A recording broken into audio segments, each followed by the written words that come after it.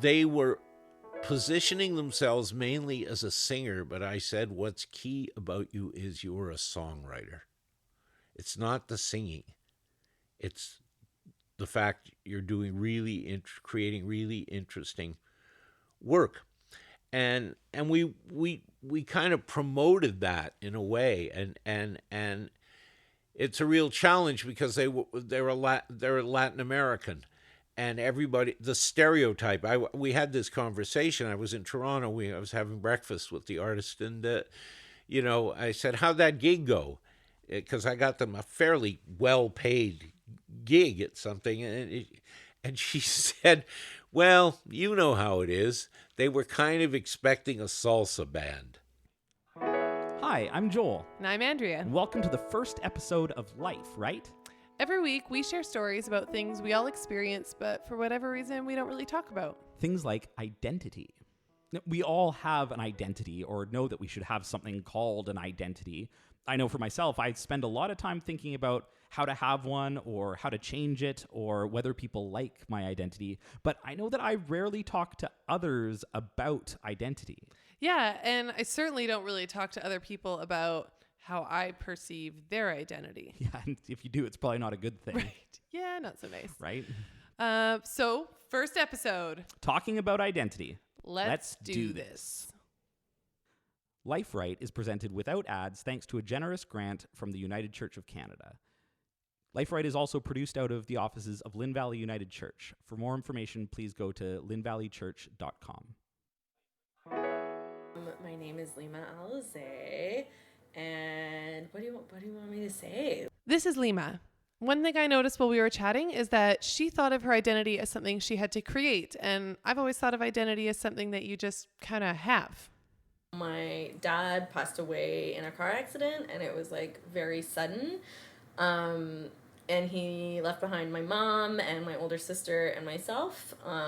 But he was quite young. He was in his early 50s, and he hadn't quite left a will, which makes things very complicated in the Middle East, where any kind of legality around like who owns what or who gets what, or right down to like who gets to care for my sister and I, like the choice isn't instantaneously, like it's not instantaneously allotted to my mother because it's a patriarchal society. So it was like the next of kin that's a male is the one that actually gets to be responsible for us legally.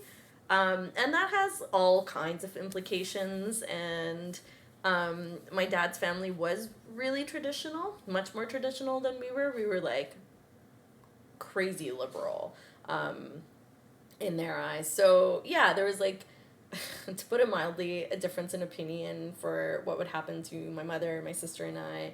And it forced my mom to make the decision to just leave, to evacuate, essentially. So yeah, we went to my dad's funeral and came back, and within a couple of days, my sister and I were told that we were leaving that night and that we had to say goodbye to everyone we knew, and we just left. So I know that a lot of my identity issues or questions largely stem from just a very sudden kind of traumatic it's like wrapped in that experience. And I was 11 years old, so it's like, that age where you have no idea who you are, and suddenly your entire universe changes, which is why I think it made things particularly difficult, or being able to kind of connect with people, or make friends was really difficult, because I felt like I knew, I read recently, and I wish I could remember exactly how it was phrased because it was perfect, but it was like I was at an age where something happened, and I knew it was like you almost know too much about life for a kid, and there's no way you can talk about that with other kids in a meaningful way. So it kind of like it created this divide, this extra layer of division between me and everyone else, because on top of being foreign and plopped into a new school and a new place in a new culture with new people, I'd experienced this thing and I couldn't really talk about or articulate to anyone, and I just had no idea if any other kid would understand. It's tough because as someone who's Palestinian, we're like, questions of identity are really complex, because I wasn't born in Palestine, but we still identify as Palestinian. So it's by lineage and kind of by blood is how we, as like a culture removed from like the homeland, that's sort of how we identify, is like we're still very Palestinian. We just like, you know, my like grandparents were the last people to ever actually live on that soil. So even when I grew up in the Middle East, and even then, just because we're Arab didn't necessarily mean we were from anywhere because of the Palestinian connection. So it's a little complicated. And then I always grew up quite westernized and quite Western, but I found that when I was in Canada, I wasn't Canadian enough or English enough to befriend like Caucasian Canadian people, but then there were also not very many Arabs, and a lot of people tried to push me towards Persian people because they thought the cultural connection would be there, but then there's a language barrier. So identity was always, I feel like I have one foot in the West and one foot in the East, and that's what comprises my identity. And it's like, depending on the context of the scenario, I'm either like more Canadian or I'm more Arab. I almost solely define myself by how other people saw me, which was problematic and caused a lot of anxiety, because a lot of times it's just not true, or what I thought other people perceived me as I thought was like correct. Never really thought about what I thought of myself or how I thought about myself. I was very wrapped up with how people perceived me all growing up, like to the point where it was probably, you know, prohibitive emotionally and psychologically, because I had no way of identifying myself. I had no idea who I was. I came here under circumstances of duress, and, you know, having to be plopped, like going from Abu Dhabi to Canada overnight one night, and like the next week I'm in a new school with all new people, and like it's a culture I really don't know or I don't understand, was like the first time I realized, I was like, well, the only way I know how to be or who to be is by sort of mirroring the people in front of me, because that's how I can be accepted. So that kind of, high school was like, it's hard for everyone, but I found it was like doubly hard for me, because aside from just the regular like trying to fit in and friends and all that kind of stuff, I had like cultural barriers a lot of time, where like in my culture you don't walk to school. You just don't.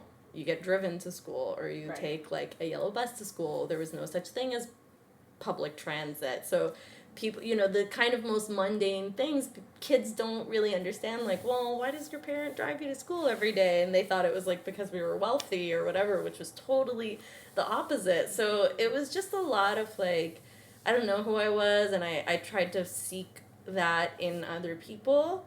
Yeah. And you don't realize what you're doing while you're doing it. Like, I didn't realize I was looking to everyone else to define who I was. I was just doing that. Like, that was my survival mode. And I still do it. I know I still do it, because it's become such like a inherent mode of being for me, that I have to like actively try and be like, what am I doing here? Or like, who am I, like, it usually comes down to if I make a choice of some kind, it'll, you know, if I'm not pleased about that choice, or if I'm unhappy about that choice, I'll realize like, well, why did I do that? Oh, I probably just did it because I was reacting to, you know, someone doing X or someone being this way. But it was like a very long, slow realization, because before I was just surviving. Like, I was just coping by trying to be like other people. I just felt under pressure to fit in society, and I don't know what that, like, I can't really articulate what that is to me, but instinctively any choice I made was like, or like the companies I would choose to work for, I found. I chose a lot of them based on like optics and not really on substance or like what would feed me. It was like, oh, this looks like it's acceptable, or this looks like it's the place to be because of, you know, all these people that are like very socially accepted, or or like held up, rather than it just being like the smartest choice or the right choice for me, because I think I didn't really know who I was, or wasn't strong enough in myself to be like, no, I'm going to do this. I think in the end, the answer for me had to be like, well, I have to construct my own identity. As much as like I know a lot of it is probably just in me and innate, but I either have to figure out what that is, or I have to build around it myself and actively, because just leaving it left me sort of afloat, Yeah. like up a creek without a paddle. So yeah, it's interesting. Like, I think a lot of it is context. A lot of it is just like environment. Like, where did you grow up, and how did you grow up, and who were the people around you, and who influenced you, and yeah, all of that counts. When I was 21 years old, I had a conversation with my father, This is Gary. He's had a way cooler life than me. and I said that there were a few things that I'd figured out. The things he saw and did when he was young created a long lasting identity for him. I never wanted to work for them being capitalist megalopolists. And two, that I never wanted to work just for money. It had to be something I believed in. And three, I never wanted to not be able to wear jeans and shirts. Um, and I managed to accomplish all three of those things. So that was approximately 45 years ago, and so far, so good. I left high school when I was 16 and left home when I was 16 because my parents essentially said, if you want to live under our roof, you'll live by our rules. And I thought that was a fair offer, but one I could turn down. I could never fit in. I mean, in a way, I curse my parents for this. I was raised in a communist household in Toronto, in an environment of that, and then, of course, cast loose in a society. So, on on the one hand, also, I never fit in, and in high school it was terrible. I wasn't interested in what other people were interested in. I wasn't part of any kind of social thing. My only brief experience of having a good time was when I was had a very minor role in the high school play, and I discovered there were other misfits and bohemians in the arts. I mean, so I couldn't do it. I hated it. That's why I left school at 16. When you leave school at 16 and then leave the house at 16, your options are limited. So, or they were then, and I guess they still are. So I had to make my way in the world. And by the time I had that conversation at 20 or 21, I'd been out of the house for 5 years. I'd done a lot of things. And I had developed a fairly thick shell in some ways. I knew that I was prepared to pay the price for being who I wanted to be. And I think a lot of people are not prepared to pay that price. People want comforts, this and that. I didn't really understand that. I didn't know that. That wasn't my priority. My priority was survival. This thing known as the 60s, there was a small percentage of people who, one way or another, carried on a tradition of fighting for massive societal change, and at every level. And it wasn't that many.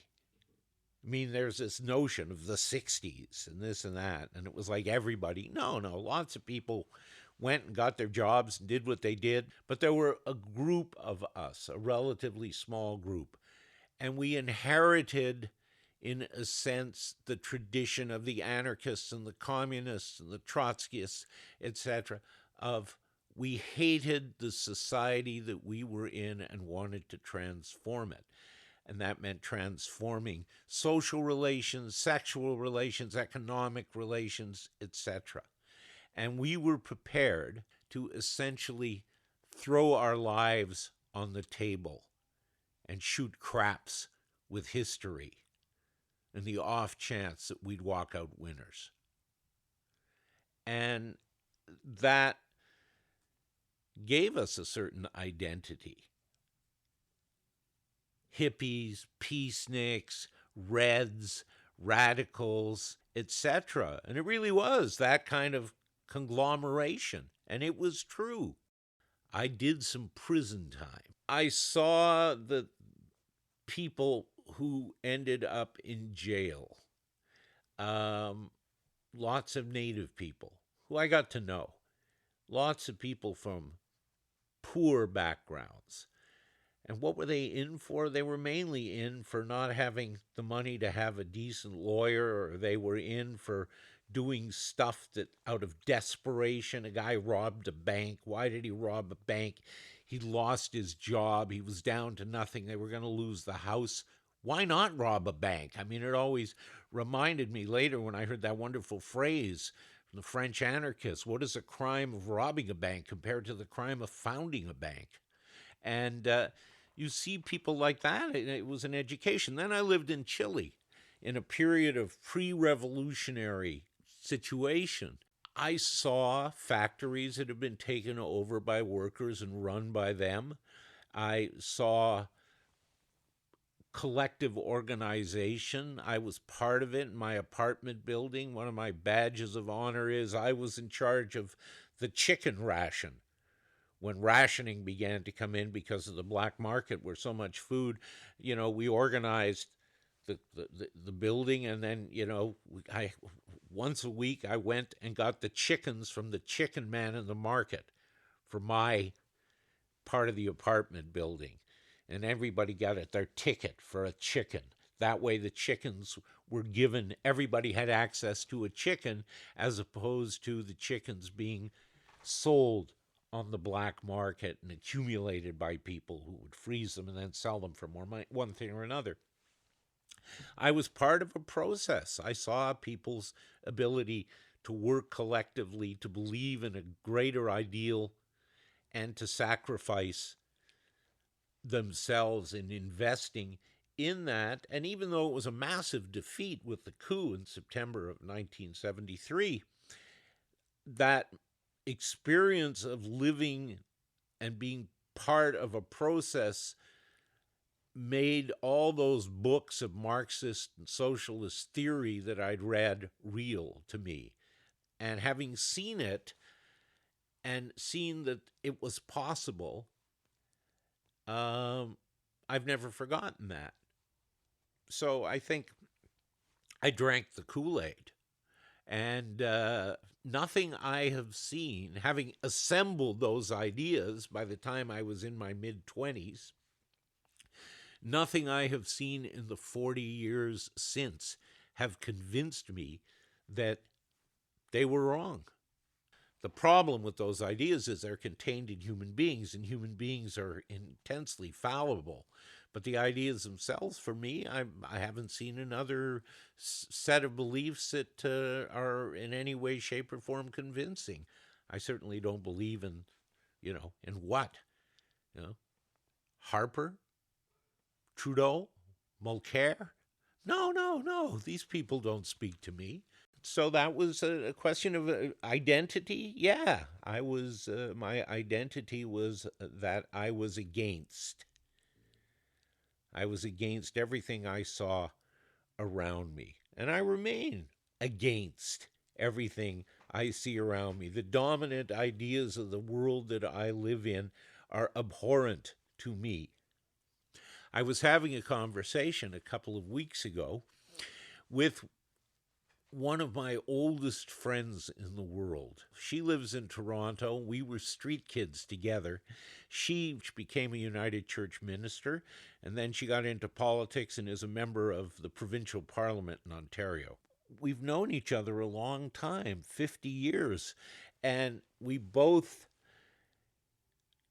were prepared to hustle in some way to avoid being crammed into a world we loathed and despised. That's how I did what I did. Was I knew what I didn't want to do, and I was prepared to do anything other than that, and one way or another. And again, we talked about that. We talked about our comrades who'd fallen by the wayside one way or another, who couldn't do that, people who died of heroin ODs because that's the only solace they could find. She and I were successful, ultimately, and we stayed true to what we believed in. A number of other people tried to do that and didn't make it. It was, we were talking about our generation with some people who were 10 or 15 years younger, and we threw ourselves upon society in a sense. There's a wonderful quote by Karl Marx about the Paris Communards of 1871, where he said they were prepared to take heaven by storm. And I was part of a generation that did that, but most people at some point gave up, or they lived marginal lives. And some of those lives were destructive. They died young, and they died of diseases, they died of drugs, one thing or another. A few of us managed to make it, at this point, pretty well to the end without ever capitulating. So I did it because I had to do that, because I didn't have any other option. So we've been talking to people about identity today, and this was very specifically decided on because it was our first episode, right, Andrea? Yeah, we wanted to talk. We had to create an identity for the show. Mm-hmm. Want to talk about other people's identities. Exactly, and we thought that it might be interesting to talk about how the identity of this show was created on the first episode in a show that's about identity. So here we go. A little bit meta. Super meta. So, the way that the show came about is I have done a little bit of work for Lynn Valley United Church in the past, mostly with how do we connect with the community. My work is as a theater maker. I'm a writer and director and entertainment creator around Vancouver, and they asked me to make some stuff. And they came to me one day and said, Joel, what is something we can create that would connect with people? And that's actually how they start most of their conversations with me. They don't ask about God. They don't ask about dogma. They ask about how can we connect with people. And they asked me, is there a new way that we can go out and connect to a larger audience? And I said, what about a podcast? And they thought that was a very, very cool idea. And so I asked Andrea if she would help me out, because we had done a bunch of work together before. Yeah, and so I work mostly in theater in Vancouver and have done a couple projects with Joel. And yeah, he asked me about this podcast, and I got really excited about it because I've been wanting for a while to start on a project that's just helping people share their stories and delving into things that, well, like we said, the theme of our show, things that people don't really talk about, but that we all experience. So that's why I got excited about it. And I was also, like Joel, really impressed by the idea that a church wanted to get behind this, but that they didn't want us to, do an altar call at the end or tell people that to really know yourself, you've got to believe in God. It was, it's really, their genuine intention is just to help people connect. That connection with the church had me, for this episode, start thinking about identity as a perceived thing versus identity as something that you know about yourself. Mm-hmm, mm-hmm. And walking the line of, I know that at the very beginning of the show, when we do that read of that the show is supported by a grant of the United Church of Canada and is produced out of the Lynn Valley United Church, I'm certain that that's going to give people pause. And I know that you and I had a lot of conversations about how to walk that line and how to do it. And my hope is that we're able to open people up a little bit. Yeah, because we know that, I mean, neither of us are United Church goers, and we know that when people hear the word church, unless they are a churchgoer themselves, it tends to be kind of a scary word. We associate a lot of things with church, like being told how to live our lives, being told that we're bad, being told how to think, really being told a lot of things. And that's really not what we're interested in with this podcast at all. Actually, this connects with our values, our show values. Totally. What we did on our very first meeting talking about the show is we created a list of values for the show.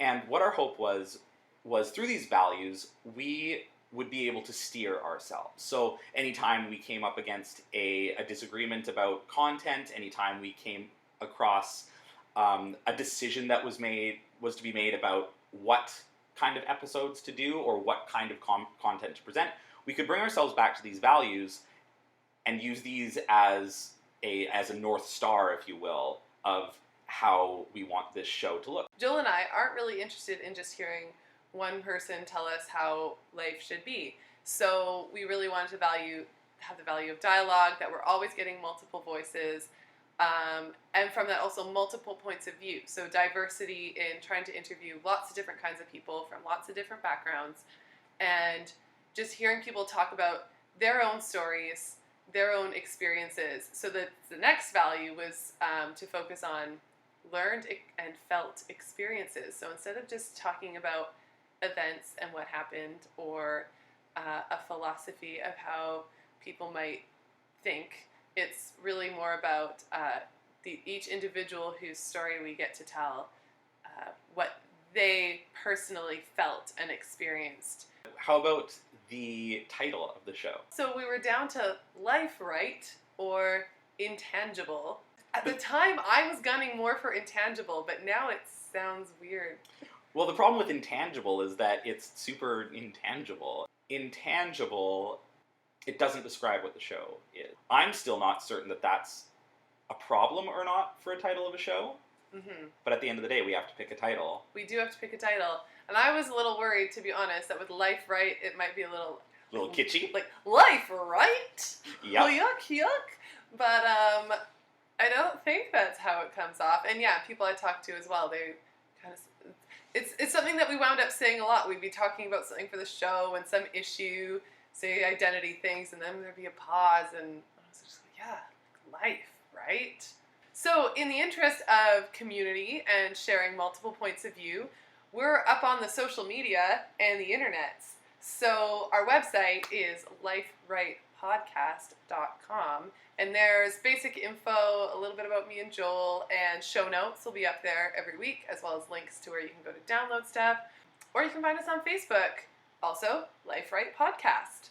And there will be a place we're going to post lots of extra content, articles and things that relate to the content of the shows. There'll be opportunities for you to say things if we're ever doing a call, if we need artists or we want to hear from you about something. That's probably the first place we'll post it. So liking us on Facebook, facebook.com/liferightpodcast is a good idea.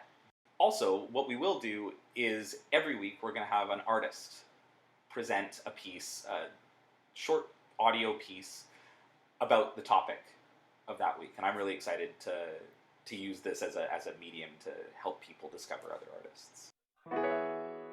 It's hard to pinpoint the first time I realized I mattered less to somebody because I was a girl. I was lucky. Many girls grow up in homes where they know from birth that they are secondary to and in service of fathers, brothers, uncles, and grandfathers. But I never really knew sexism in the usual way. I'm sure I internalized certain things, some everyday sexism, like girls are supposed to be dainty and boys are rough, and all that stuff is normalized. But I was also the little girl with the curl in the middle of her forehead, so when I was good, I was very, very good, and when I was bad, I was horrid. I loved that, and I took it to heart immediately. There was an implicit understanding that I could never be a normal good girl because of my damn curl. It was my get out of jail free card from the age of 3. Since it was just my sister and me, there was no competition between myself and a brother or another male. My male cousins were all 5 years younger than me, so I basically ruled. I was the eldest grandchild. Everybody thought I was smart, and I think mostly because I was just kind of quick on my feet. All the confidence got poured into me because the family had nowhere else to put it for the first 13 months of my life. As I grew up, I was always helping my dad out in his business. I shopped for the Christmas presents. I was the equal of my father, the equal of anybody. Except when I was eventually told I wasn't, and it weighed heavily that it was implied that my girl parts rendered me less worthy, capable, or important than someone born with boy parts. I don't remember a distinct turning point, but at one time I was free of gendered expectations, and then suddenly I was encumbered by them, and I couldn't stop recognizing sexism even if I tried. I saw how things worked in certain classrooms or at certain social functions beyond my circle of friends. I saw what happened when my friend's father died and her mother was unrooted, unhinged, and unprepared because her husband had been the man of the house. It got worse, or at least more obvious, when I got older. I was covering for my dad at his store or at the flea market, and men would ask who was in charge or immediately try to talk me into a lower price because I was 16 and a girl. It became clear that some people seriously expected me to want to grow up and get married and have babies without any thought about my career or a plan that was just for me. I realized I had ambitions outside the normal scope of most girls or boys my own age, and was shocked to see that my girlfriends with conservative families had no control over their own futures. My feminism had its roots in my relationship with my father, and it had manifested wholly by 1993, fueled almost entirely by the fact that at 14 years old, I knew sexism was an active choice made by dumb people who would eventually rue the day they underestimated and devalued half the gender spectrum.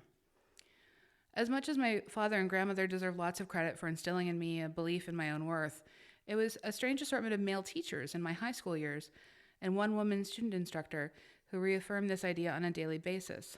It was the norm for me to have strong men regard me as an equal, but for most of my female friends, this was an entirely different experience to their home lives. Many of my girlfriends had either part-time or absent fathers, or fathers so steeped in patriarchy that they thought of daughters as obligations or burdens or property, but never as worthy, independent persons. My English teacher, Mr. Vanning, and my music teacher, Mr. Smith, probably didn't even know they were strengthening my feminism, but because of their constant encouragement and the ways in which they treated every student equally, they became my unwitting feminist ambassadors. My earliest feminist foundations, though, came from pop culture I consumed as a kid. There are many aspects of 80s pop culture that reinforced girls and women as passive participants in their own lives, but I held fast to my favorite, strong, stubborn, flawed role models, and Miss Piggy was chief among them. I was always a fat kid. I'm still a fat kid. Miss Piggy was the be-all and end-all to me. She was a diva, yes, but she was also vulnerable, smart, funny, sarcastic, angry, confident, delightful, mean, and vivacious. To this day, I find myself understanding her better than almost any fictional character in the world. She simultaneously breaks my heart and inspires me. Complicated women were and are close to my heart. Fictional characters from the Golden Girls continue to inform many of my decisions, as does Claire Huxtable and Denise Huxtable, Murphy Brown, Diane Chambers. I plucked Judy Blume books off the shelves and buried myself deep inside characters that were fucked up and fully realized. I devoured Christopher Pike's books. The weird feminist teenage thriller Daughters of Eve both incited and inspired me. The women in all of these books stood out in sharp contrast to the broken female narratives I usually found. Manipulative and narrow, they were small, fragmented pieces that never quite added up to real living girls. I also think a lot about what it means to be a girl or a woman, and how that differs from what it means to be a boy or a man. Obviously, that's a big, complicated, million-piece jigsaw puzzle of a question, but let's break it down to something small, like a woman's success. How often does a woman's victory simply get to be her own celebration, her own achievement? It often becomes politicized or sexualized, gendered, racialized, economized, socialized, rather than ever simply being a victory for the woman who achieved it. It sucks, but part of my growing up meant coming to the terrible realization that women never get to just exist as people. That was Andrea Warner reading from her book, We Oughta Know. To find out more about Andrea and her book, go to theandreawarner.com. That's Life Right for this week. Join us next week when we listen to Andrea, my co-host, have a conversation with her boyfriend about their difference in opinion on spirituality. It's going to be fun. Here's a little clip. I do have a confusing belief structure, but it's pretty good. It'd be much easier if you were just like Catholic. Yes, I know. It's like a nice pre-organized system of beliefs that a bunch of people subscribe to and written down in a book. Yeah, I know, but I made it really complicated. Yeah. I have a hard time explaining it, so... I hope you'll join us next week. You can subscribe through iTunes or by going to our website, liferightpodcast.com. Life Right is supported by a generous grant from the United Church of Canada and is produced out of the offices of Lynn Valley United Church in North Vancouver, British Columbia. For more information, go to lynnvalleychurch.com. Life Right is myself, Joel Grinke, my co-host, Andrea Lowen, and music is by Matt Grinke. See you next week. Got anything left to say, Andrea? Oh, I thought I was done talking. Life, right?